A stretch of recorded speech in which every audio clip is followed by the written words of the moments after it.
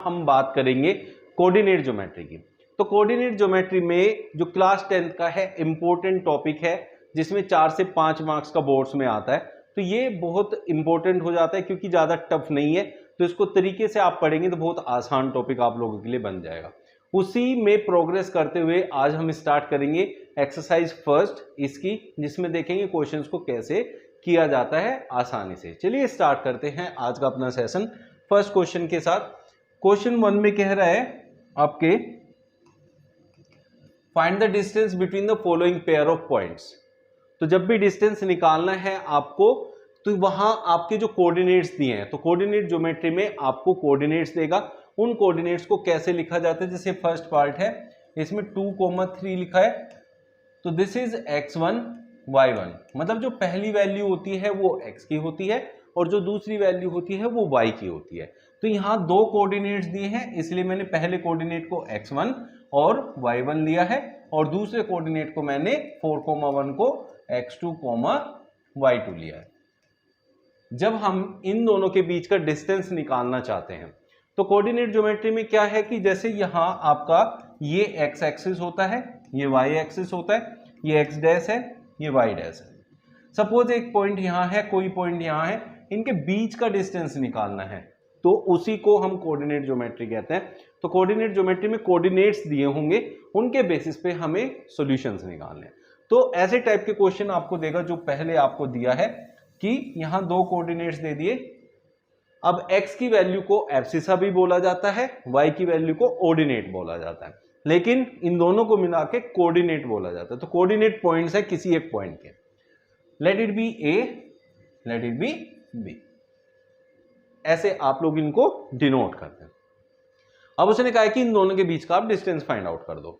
तो distance find out करने के लिए हमें डिस्टेंस फॉर्मूला लगाना है। लाइक a और b के बीच का डिस्टेंस चाहिए तो हम ab लिख लेंगे, और ये होता है equals to under root of x2 minus x1 whole square plus y2 minus y1 whole square. अब ये x2 x1 ये y2 y1 ये सब कुछ नहीं है, मतलब सिंपल सा एक समझना है, x वाली दोनों वैल्यू का डिफरेंस करना है, उसका स्क्वायर करना है, y की दोनों वैल्यूज का डिफरेंस लेना है, उसका स्क्वायर करना है, और उन दोनों को ऐड करना है, जो आएगा उसका रूट निकालना है। सिंपल सी बात ये होती है। अब इसमें x2 की जगह x1 लिख लो पहले, या x1 बाद में लिख लो, उससे कोई फर्क नहीं पड़ने वाला। इस वैल्यू को पहले लिखो, इसको बाद में लिखो, या इसको पहले और इसको बाद में लिखो, उससे भी कोई फर्क नहीं पड़ेगा। ठीक है, मैंने बताया था ना आप लोगों को क्लास में। ठीक है, अब उसी को करते हुए हम देखें तो हमने यहाँ x2 लिया है 4 को, तो हम यहाँ लिखेंगे 4 माइनस x1 कितना है हमारा 2 है का होल स्क्वायर।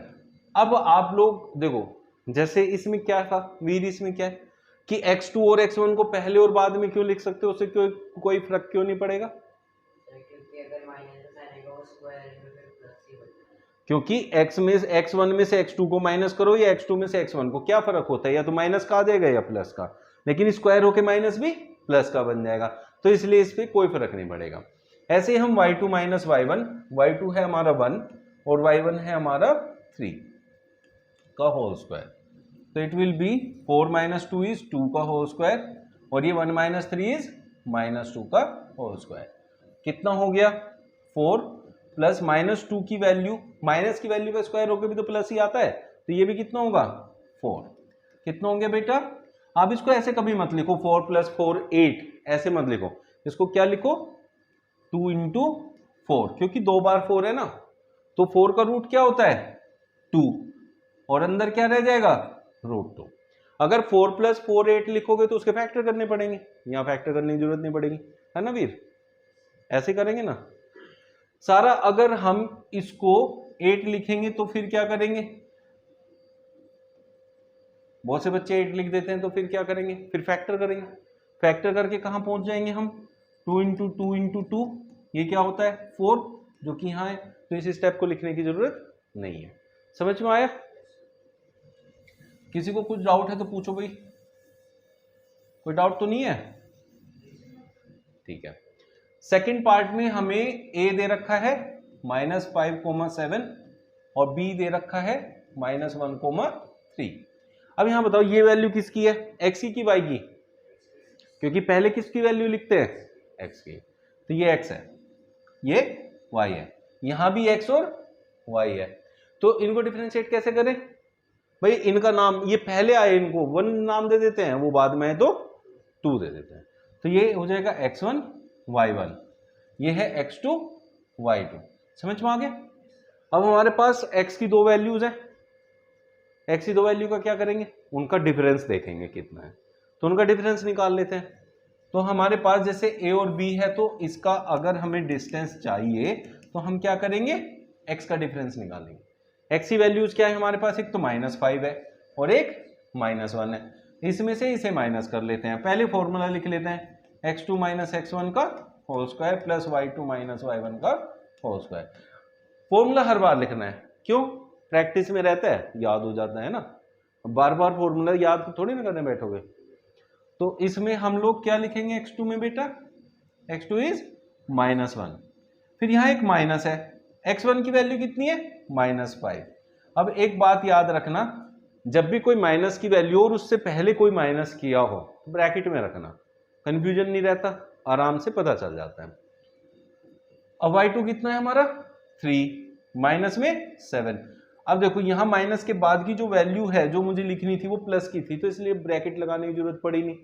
अब लेकिन यहां माइनस के बाद की वैल्यू थी माइनस में, इसलिए मुझे यहां माइनस के पहले ब्रैकेट लगाना पड़ा। तो अब ये क्या हो गया बेटा, वीर -1, ये कितना होगा +5, और इस पूरे का क्या है होल स्क्वायर, प्लस 3 - 7 इज -4 का होल स्क्वायर। अब ये कितना बचेगा, 5 - 1 इज 4, 4 का स्क्वायर प्लस 4 का स्क्वायर। भाई ये -4, माइनस का स्क्वायर क्या होता है प्लस, तो ये भी तो 4 का स्क्वायर ही हुआ ना एक तरीके से, ठीक है।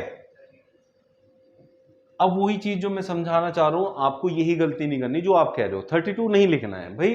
ये क्या है 4 का स्क्वायर 16, और ये क्या है 16, ये 16 बनेगा, ये 16 बनेगा, तो 2 टाइम्स ऑफ 16 बनेगा, 2 टाइम्स ऑफ 16। भाई 2 बार 16 है ना, तो 2 टाइम्स ऑफ 16 लिख सकते हैं। मतलब अगर मैं 16 + 16 करूं तो 2 बार मैंने 16 को ऐड किया, तो 2 × 16 इसलिए लिख सकते हैं, ठीक है। अब 16 का मेरे को पता है रूट कितना होता है 4, √2 को वहीं रखो, इसलिए इसको 32 बनाने की जरूरत नहीं है, क्योंकि 32 बनाते बेटा फिर आप फैक्टर करने जाओगे, फैक्टर करके इसी स्टेप पे आओगे, तो 2 स्टेप पे फालतू के बढ़ गए, तो इसलिए वो नहीं बढ़ाना। कोई डाउट है, क्लियर हो गया ना, चलो बढ़िया। थर्ड पे चलें। थर्ड पे क्या है आपके पास, a, b -a, -b। ये किसको रिप्रेजेंट करेगा, x1 को y1 को, और ये x2 को y2 को, ठीक है, समझ में आ गया। अब जहां पहले तो नंबर लिखे हुए थे, अब अल्फाबेट आ गए। अब अल्फाबेट आते वीर तो लेट गया फर्श पे, हाँ कह रहा हूं सर ये तो मेरे साथ तो धोखा कर रहे हो आप, बताते हो एग्जाम्पल देते हो नंबर के और वहां अल्फाबेट लिख देते हो, अब मैं क्या करूं, है ना वीर। चलो तो कुछ नहीं करना, वही है, late it B a, late it B b। तो डिस्टेंस इन दोनों के बीच का चाहिए तो हम a b लिखेंगे, और यहां फॉर्मूला क्या होता है x2 - x1, या फिर y2 - y1 पहले लिख लो, उससे कोई फर्क तो पड़ना नहीं है, ठीक है ना। तो x2 क्या है बेटा हमारा -a, और माइनस में फिर a का होल स्क्वायर। देखो x2 - x1 का whole square plus y2 that is -b minus y1 that is b whole square, ठीक है, कोई दिक्कत है। तो अब ये क्या बना, माइनस माइनस, ये माइनस ए है, ये माइनस ए है, तो क्या हो गया -2a का होल स्क्वायर प्लस -2b का होल स्क्वायर, ठीक है बेटा। माइनस का जब मैं स्क्वायर करूंगा तो क्या आएगा प्लस, माइनस का स्क्वायर करके क्या आएगा प्लस आएगा, और 2 का स्क्वायर होता है 4, और a का स्क्वायर होता है a स्क्वायर, यहां भी क्या होगा 4b स्क्वायर। समझ में आ गया। इसका स्क्वायर देखो, 3 चीजें हैं हमारे पास, एक माइनस है, एक 2 है, एक a है। जब इसके ऊपर स्क्वायर है तो इसका स्क्वायर करना पहले, तो माइनस का स्क्वायर प्लस 2 का स्क्वायर 4, a का स्क्वायर a स्क्वायर, तो क्या बन गया 4a स्क्वायर। दूसरी चीज मेरी बात को समझो, अगर यहां ये अलग अलग वैल्यू होती भाई तो माइनस ए इसलिए तुमने लिख दिया। सपोज करो माइनस ए माइनस बी होता और उसका होल स्क्वायर होता, बेटा ये ए प्लस बी का होल स्क्वायर बन जाता है। तो अगर दोनों के साथ माइनस है तो माइनस प्लस में बदल जाता है। कैसे? यहां माइनस कॉमन ले लो, ब्रैकेट हो जाएगा ए प्लस बी, ऊपर होल स्क्वायर। तो माइनस का स्क्वायर क्या होता है? प्लस, तो ये तो प्लस हो गया और बचा क्या? ए प्लस बी का होल स्क्वायर। क्लियर हो गई बात? तो इसलिए अगर दोनों माइनस की वैल्यू होती है तो वो ऑटोमेटिकली ए प्लस बी का होल स्क्वायर बन जाता है। अब आप लोग यहां देखो, यहां भी 4 है, यहां भी 4 है, तो हम 4 कॉमन ले लें, अंदर बचे ए स्क्वायर प्लस बी स्क्वायर का रूट। तो ये क्या है? 4 का रूट क्या होता है? 2 होता है कि नहीं होता है? अब इसका रूट करेंगे तो बहुत से बच्चे तो फटाफट क्या करते हैं? ए प्लस बी लिख देते हैं, हो गया काम खत्म, है ना? रिदम यही कर देगा ना। तो क्या करेंगे? ए स्क्वायर प्लस बी स्क्वायर का जब रूट होता है तो वो रूट में ही रहेगा। समझ में आया? भाई रूट कब हटेगा? जब अगर इस पूरे का होल स्क्वायर होता, ए स्क्वायर प्लस बी स्क्वायर का स्क्वायर होता, तब ये रूट से स्क्वायर कैंसिल होता। समझ में आ गई कहानी? अब नहीं होगा। अब ये आंसर है। कोई डाउट है? सही है ना? कुछ पूछना तो नहीं है? चल नेक्स्ट क्वेश्चन में कह रहे find the distance between the points A and B.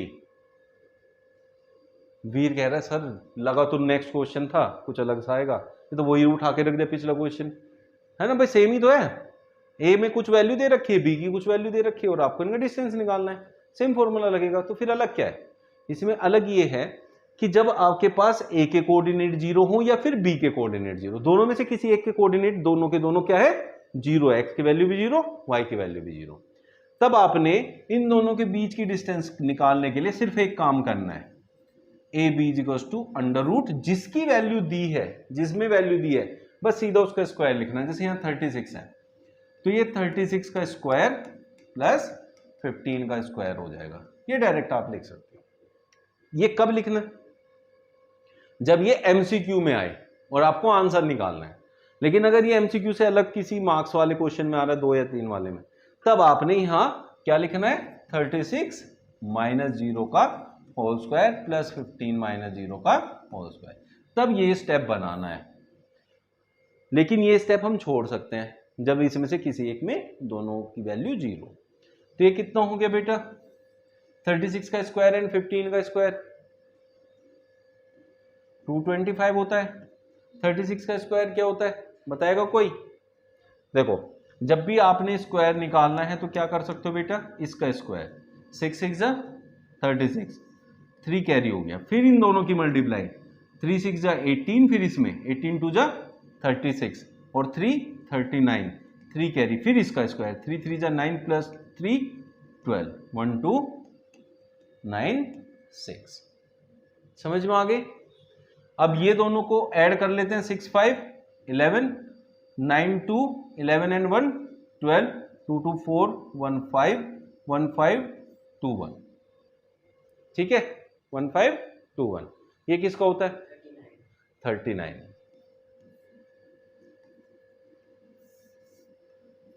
क्योंकि रूट तो हट जाएगा, तो 39 का स्क्वायर 1521 होता है, तो उसका रूट हो जाएगा 39। समझ में आ गया? तो इस तरीके से करना है। तो जब भी आपके पास ये दोनों 0 होते हैं तो इसका स्क्वायर प्लस उसका स्क्वायर दोनों का रूट आपका आंसर हो जाएगा, उनको ऐड करके। ठीक है। Determine if the points 1 5 2 3 and -2, -11 are collinear. देखो कोलिनियर क्या होता है? जब एक ही लाइन पे, भाई को लीनियर, को मतलब होता है साथ वाले और लीनियर मतलब होता है एक ही लाइन पे। जब एक ही लाइन पे लाई करने वाले सारे पॉइंट होते हैं उनको कहते हैं कोलिनियर। अब हमारे पास 3 पॉइंट हो गए। Let this point be A B and C. तो आपके पास ए बी और सी, मान लिया 3 पॉइंट एक लाइन पे लाई करते हैं, तो आप लोग यहां से क्या समझ सकते हैं कि ए बी और बी सी को अगर मैं ऐड करूं, मान लिया 5 है और ये 10 है, तो 5 + 10 कितना हो गया? 15। ये 15 किसके इक्वल है? ए सी के। किसके इक्वल हो गया? ए सी के। तो यहां 2 टर्म्स को ऐड करके तीसरी के बराबर होना चाहिए। अब वो जरूरी नहीं कि ये ए बी सी उसी सीक्वेंस में दे रखे हो, तो इसलिए जब भी आप डिस्टेंस निकालोगे तो आपने डिस्टेंस निकालना है, यहां जैसे कोऑर्डिनेट है ए के, बी के और सी के, तो आपने ए बी निकालना है, एक बी सी निकालना है और एक ए सी निकालना है। अब इन तीनों की जो डिस्टेंस निकालोगे उनमें से किन्हीं दो को ऐड करके अगर किसी तीसरे के बराबर आती है तो वो क्या हो जाएगा, आपका कोलिनियर हो जाएगा। मतलब ऐसा भी तो हो सकता है ना बच्चों, यहां सी दे रखा हो, यहां बी दे रखा हो, तो तब क्या होगा, A C plus B C will be equal to A B. तो इट मीन्स किन्हीं भी दो को ऐड करके तीसरे के बराबर हो सकता है, समझ गए। तो ए बी और बी सी ऐड होके आएगा, ऐसा नहीं होता है। तो इसको सोल्व करेंगे कैसे, वही सेम करना है कि ए बी का डिस्टेंस निकालना है। ए बी का डिस्टेंस होगा अंडर रूट x2, x2 है बेटा 2 माइनस x1 जो कि 1 है का whole square plus y2 that is 3 minus y1 that is 5 का होल स्क्वायर। 2 माइनस 1 इज 1, 1 का स्क्वायर 1, 3 माइनस 5 इज माइनस 2 का स्क्वायर, तो कितना हो गया 1 प्लस 4 दैट इज रूट 5। अब रूट को सोल्व करके वैल्यू लानी है कि नहीं लानी है, नहीं लानी है, बस इसको ऐसे ही छोड़ देना है, क्योंकि हमने तो ऐड करके इक्वल देखना है ना, तो वो तो रूट को भी देख सकते हैं हम। तो यहाँ साइड में लिख लेते हैं कि ए बी आया हमारा रूट 5। अब यहाँ यूनिट वगैरह कुछ नहीं होती, सेंटीमीटर मीटर कुछ नहीं लिखना, आप इसके आगे लिख देना A B root 5 unit. Area होगा तो स्क्वायर यूनिट लिख देना, वॉल्यूम होगी तो क्यूबिक यूनिट लिख देना। अब हमने ए बी निकाल दिया, अब हम निकाल लेते बी सी। BC के लिए वही फॉर्मूला लगाएंगे, distance formula y2 minus y1 plus x2 minus x1 का होल स्क्वायर। अब बेटा C कौन है हमारे लिए यहाँ, और B कौन है, C एरा B एरा। तो आप ये देखो -2 कौन है, x2, और यहाँ 2 कौन है, x1। तो क्या होता है x2 माइनस x1, तो x2 माइनस x1 का होल स्क्वायर प्लस y2 कितना है -11 और माइनस y1 दैट इज 3 का होल स्क्वायर। ठीक है बेटा, विदव सही चल रहा है। तो ये कितना हो गया -4 का होल स्क्वायर दैट इज 16, और ये कितना हो गया 14 का होल स्क्वायर 196। 212 आ गया है कि नहीं, ये तो आएगा। अब इसको लिख लेते हैं, ये किसकी वैल्यू आई हमारी, BC की वैल्यू होगी 212। अब बेटा किसकी वैल्यू बची है, AC की, है ना। AC की वैल्यू और निकाल लेते हैं, formalise x2 minus x1, x2 का काम कौन कर रहा है -2, x1 का काम 1, तो -2 माइनस 1 का whole square plus y2 minus y1, y2 है -11, y1 है 5, -11 माइनस फिर 5 की वैल्यू लिखेंगे का whole square, it will be -3 whole square plus -16 whole square. ये कितना होगा 9, ये कितना होता है, कितना होता है जल्दी बोलो, याद नहीं किया अभी तक, याद करो भाई 256। ठीक है, तो कितना हो गया 265 का। क्लियरली हमें पता चल रहा है कि किन्हीं भी दो को ऐड करके तीसरे के इक्वल नहीं आएगा, दिख रहा है ना साफ साफ। कोई भी ऐसी वैल्यू नहीं है जिसको ऐड करें, इन दोनों को ऐड करेंगे इससे बहुत बड़ी आ रही है, इन दोनों को ऐड करेंगे इसके बराबर नहीं आ रहा है, तो ऐड करके इक्वल नहीं आ रहे। कोई भी दो ऐड करके तीसरे के बराबर नहीं आ रहे हैं तो दे आर नॉट कोलिनियर। उसने कहा था डिटरमाइन, क्या ये कोलिनियर है, no they are not collinear. समझ में आ गया कोलिनियरिटी कैसे करते हैं। कोलिनियरिटी फाइंड आउट करने का एक फॉर्मूला और होता था, क्योंकि जो एक लाइन पे लाई करेंगे उनका एरिया 0 आएगा ट्राइंगल। अगर ट्राइंगल की बात करें तो वो तीनों ट्राइंगल, 3 पॉइंट मिलके ट्राइंगल बना सकते हैं ना, लेकिन वो तीनों पॉइंट अगर एक ही लाइन पे लाई कर जाएं तो उस ट्राइंगल का एरिया क्या आएगा 0, क्योंकि ट्राइंगल तो बना ही नहीं। लेकिन वो अभी आपके सिलेबस में नहीं है तो इसलिए उससे नहीं कर सकते, अभी हमें इससे करना था। समझ में आ गया। नेक्स्ट क्वेश्चन में कह रहा है check whether 5 - 2 6 4 and 7 - 2 are the vertices of an isosceles triangle. तो आइसोसेलेस ट्राइंगल कौन से होते हैं, जिनकी दो साइड इक्वल होती है, कोई भी दो साइड आपस में इक्वल होती है।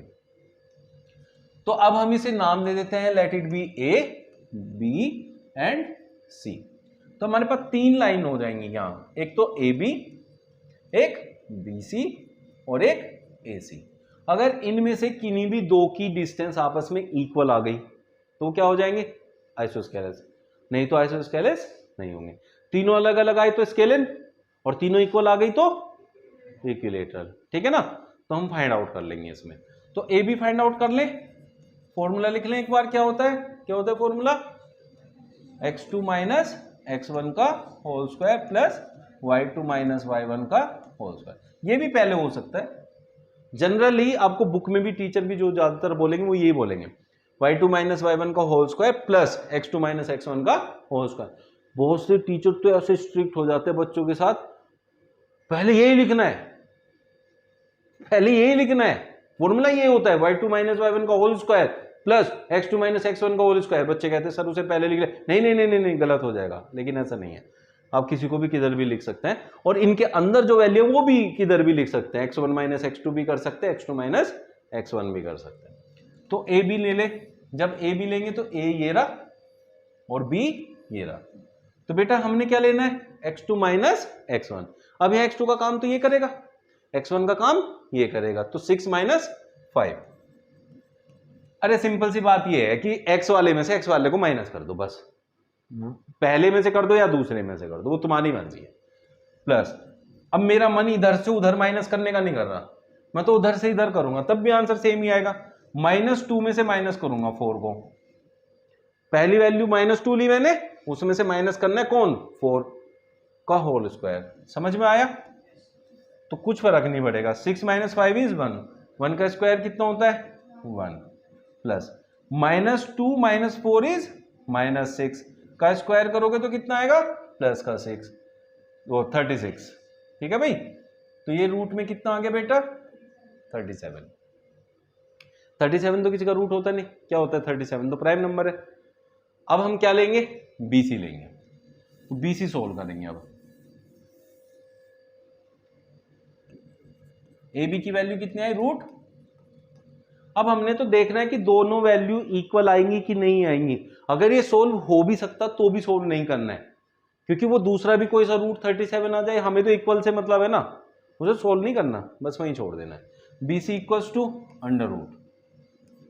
अब बेटा B और C कौन है, ये रहा B और ये रहा C।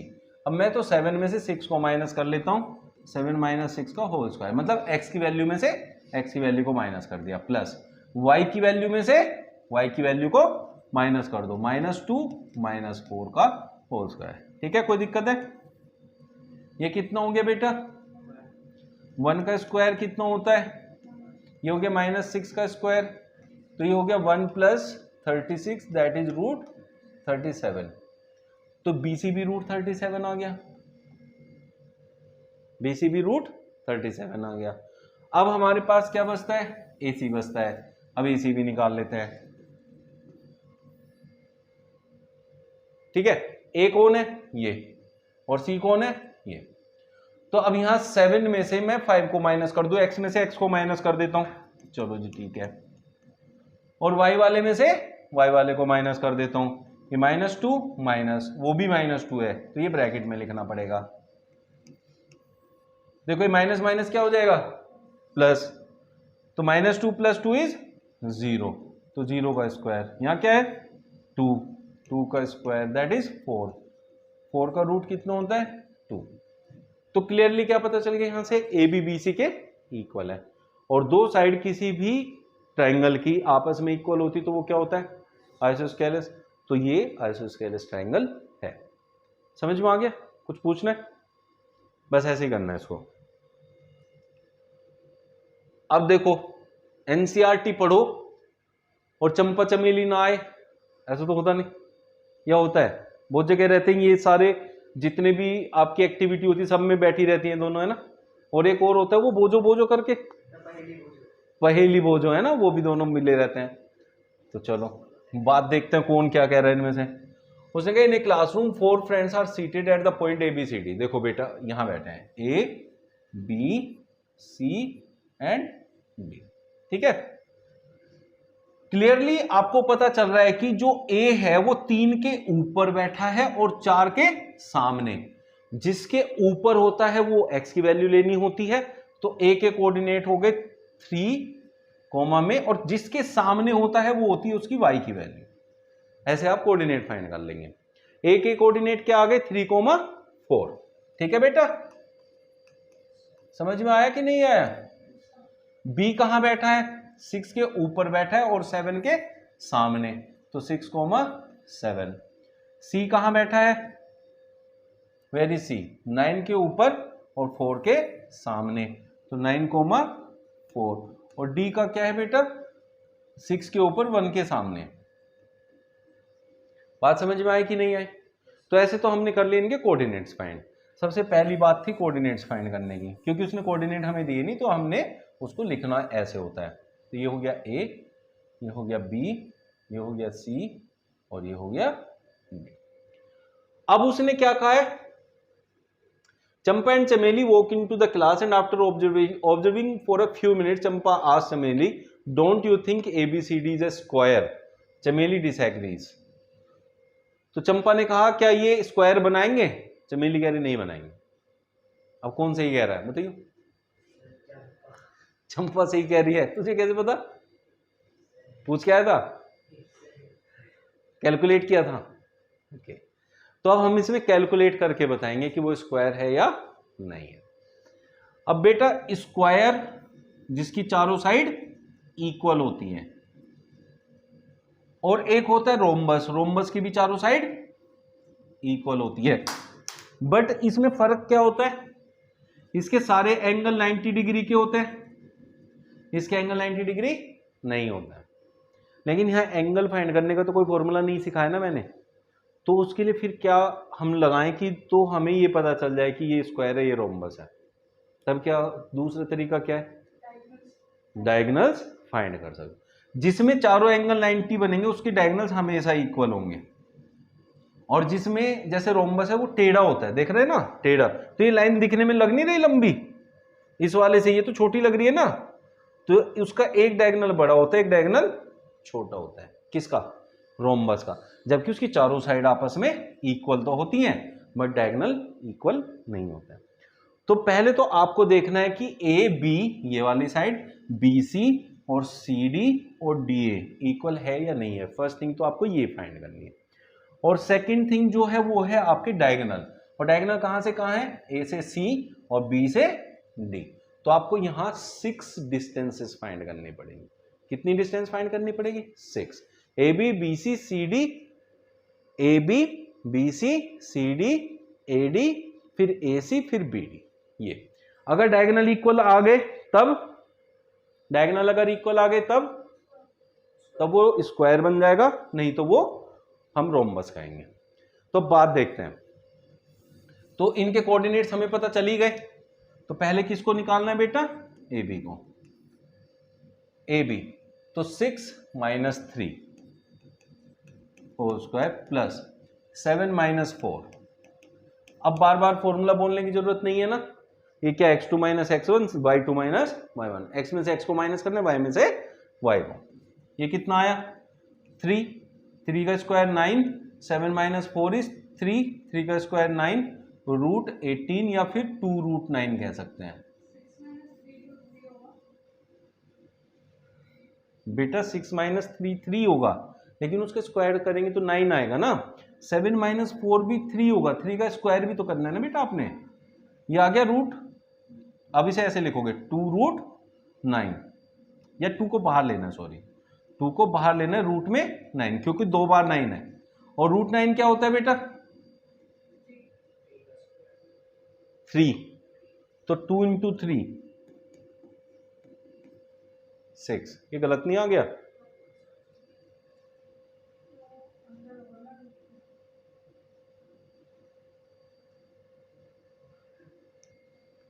ये बन गया रूट 18। ठीक है, अब आपने इसको यहीं छोड़ देना है, सोल्व नहीं करना है। सोल्व क्यों नहीं करना है? हमने बस ये देखना है इक्वल आ रहा है कि नहीं आ रहा है। इक्वल आ रहा है तो वो रूट में भी पता चल जाएगा, इक्वल नहीं आ रहा है तो रूट को सोल्व करके भी नहीं पता चलेगा। समझ में आ गया? तो अब ये क्या हो गया हमारा, ए बी का डिस्टेंस कितना बन गया हमारा, ए बी इज रूट 18। ठीक है बेटा। अब ये पहले तो हमें चारों साइड देखनी है, तो अब किसे देखेंगे, बी सी को देखेंगे, B and C, it is C. तो बी सी यहां 9 minus 6 whole square plus 4 minus 7 whole square, ये होगा 3 का स्क्वायर प्लस 3 का स्क्वायर, दैट इज रूट 18। तो बी सी भी हमारा रूट 18 आ गया। मैंने बोला रूट को सॉल्व नहीं करना है क्योंकि इक्वल तो हमें ऐसे भी पता चल रहा है। फिर किसको लेंगे बेटा, सी डी को। सी और डी में ये है तो 6 minus 9 whole square plus 1 minus 4 का होल स्क्वायर, ये कितना बन गया, -3 whole square plus -3 whole square, that is root 18। क्योंकि ये भी 9 बन जाएगा, ये भी माइनस का स्क्वायर प्लस होता है, तो सी डी भी कितना आ गया हमारा, रूट 18। ऐसे ही डी ए निकाल देंगे, डी एंड ए। डी और ए को सोल्व करोगे तो क्या आएगा, देखो 6 माइनस 3, 1 माइनस 4, फिर से वही -3 ओ प्लस 3 का होल स्क्वायर और यहाँ -3 का होल स्क्वायर, लेकिन रूट 18 ही बन जाएगा। तो ये भी रूट 18 आ गया। चारों तो साइड इक्वल हो गई। अब चारों साइड इक्वल होने से हमें ये नहीं पता चलेगा कि ये स्क्वायर है, ये रोम्बस भी हो सकता है। तो जो कंडीशन मैंने बताई कि अब डायगोनल और फाइंड करने पड़ेंगे, और डायगोनल क्या है, ए सी। पहला डायगोनल है ए सी, तो ए सी फाइंड कर लो, ए एंड सी। तो 9 माइनस 3 का होल स्क्वायर प्लस 4 माइनस 4 का whole square, that is 9 minus 3 is 6 का होल स्क्वायर 36। इसको सोल्व कर सकते हैं बट ये छोड़ दो, 4 माइनस 4 इज 0, 0 का होल स्क्वायर इज 0। अब आपने फाइंड करना है क्या, बी एंड डी। तो बी डी आप फाइंड करेंगे तो क्या आएगा बेटा, 6 minus 6 whole square plus 7 minus 1 whole square, तो कितना बचा, ये तो 0 हो गया, 7 माइनस 1 इज 6 का होल स्क्वायर 36। तो ये भी इक्वल आ गए, डायगोनल्स आर आल्सो इक्वल। तो हम क्या कह सकते हैं, तो it is a square, A B C D is a square. क्या कह रहे हो, चंपा इज करेक्ट।